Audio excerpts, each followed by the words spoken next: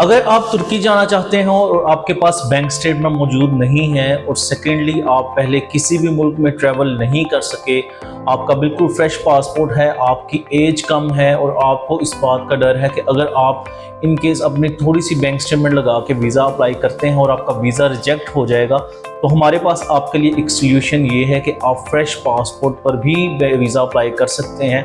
और अगर आपकी अपनी बैंक स्टेटमेंट मौजूद नहीं तो आप अपने ब्लड रिलेटिव में से किसी की भी बैंक स्टेटमेंट लगा सकते हैं, जिनमें आपके वालिदैन हो सकते हैं, आपके भाई या बहन हो सकती हैं। और अगर आपने इंटरमीडिएट किया है तो मैं आपको सजेस्ट करूंगा कि आप तुर्की का लैंग्वेज कोर्स वीज़ा अप्लाई करें। इसमें अगर आपकी अपनी बैंक स्टेटमेंट ना भी हो तो आपके घर में से कोई भी आपको स्पॉन्सर कर सकता है और उस बेसिस पे आपका वीज़ा आसानी लग सकता है। तुर्किश लैंग्वेज कोर्स के लिए हमने अब तक जितने भी वीज़ास अप्लाई किए हैं तमाम वीज़ास ग्रांट हुए हैं। इसकी वीज़ा रेशो अब तक की 100% रही है। दूसरे नंबर पर इसका फ़ायदा ये है कि जब आप तुर्की का स्टडी वीज़ा अप्लाई करते हैं लैंग्वेज कोर्स के लिए तो ये वीज़ा वहाँ पर जाकर एक्सटेंडेबल होता है। सेकेंडली आपको वहाँ पर जाकर TRC बहुत आसानी से मिल जाती है। अगर आप कंपैरेटिवली टूरिस्ट वीज़ा देखें तो उसमें एक तो जो आपका ड्यूरेशन ऑफ स्टे है वो कम होता है, 5 या 10 दिन का या 15 दिन का।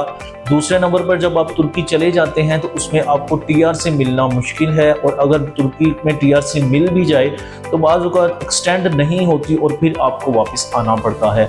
लेकिन तुर्किश लैंग्वेज कोर्स में आपको ड्यूरेशन ऑफ स्टे बाज़ औक़ात 90 डेज़ का मिल जाता है। सेकेंडली वीज़ा एक्सटेंडेबल है और थर्ड आपको वहाँ पर जाकर TRC भी आसानी मिल जाती है। Processing time Turkish language course के लिए जो अप्लाई करने से लेके वीज़ा ग्रांट होने तक है तकरीबन 1 माह है। इसमें इनिशियली आपने अपने एजुकेशनल डॉक्यूमेंट हमें सेंड करने हैं और उसके बाद हम आपका एडमिशन वहाँ पर करवाएंगे। आपका एडमिशन लेटर आएगा और एडमिशन लेटर आने के बाद आप without interview, without appointment walk-in submission करवाएंगे एनातोलिया में। और वहाँ पर केस जमा करवाने के बाद 3 हफ्ते के अंदर 3 से 4 हफ्ते के अंदर आपकी केस का रिप्लाई आ जाता है और फिर आप आसानी तुर्की में ट्रैवल कर सकते हैं।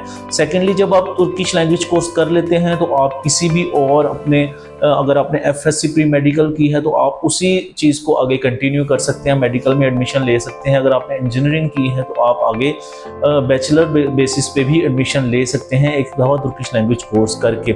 सेकेंडली अगर आपका point of view just for the tourism है और आपने इंटरमीडिएट किया है तब भी आप लैंग्वेज कोर्स में एडमिशन ले सकते हैं, क्योंकि अगर कंपैरेटिवली देखा जाए तो तुर्की का जो टूरिस्ट वीज़ा है फ्रेश पासपोर्ट पर अभी उसकी वीज़ा रेशो को बहुत अच्छी नहीं है और अगर आपकी फैमिली टाइज भी स्ट्रॉन्ग नहीं है तब डेफिनेटली वीज़ा लगने के चांसेस कम हो जाते हैं। तो मैं आपको सजेस्ट करूंगा, ऑल्दो आप टूरिस्टिक पॉइंट ऑफ व्यू से तुर्की जाना चाह रहे हैं, अगर आपने इंटरमीडिएट किया है तो आप एक दफ़ा तुर्किश लैंग्वेज कोर्स का वीज़ा अप्लाई करके वहाँ पर टूरिस्टिक पॉइंट ऑफ व्यू से जा सकते हैं, ज़्यादा देर स्टे भी कर सकते हैं और फिर आप अपने वीज़े की मियाद के अंदर वापस भी आ सकते हैं। सो अगर इससे रेलिवेंट आपको किसी भी किस्म की इंफॉर्मेशन लेनी हो, आप तुर्की का टूरिस्ट वीज़ा अप्लाई करना चाहते हैं या तुर्की का वीज़ा अप्लाई करना चाहते हैं या लैंग्वेज कोर्स से रेलिवेंट आपको इन्फॉर्मेशन चाहिए हो, तो आप इन दिए गए नंबर पर हमें सुबह 9 से लेकर शाम 5 बजे तक ऑफिस टाइम पे कॉन्टैक्ट कर सकते हैं। एक नई वीडियो के साथ आपके सामने दोबारा हाजिर होंगे, तब तक के लिए।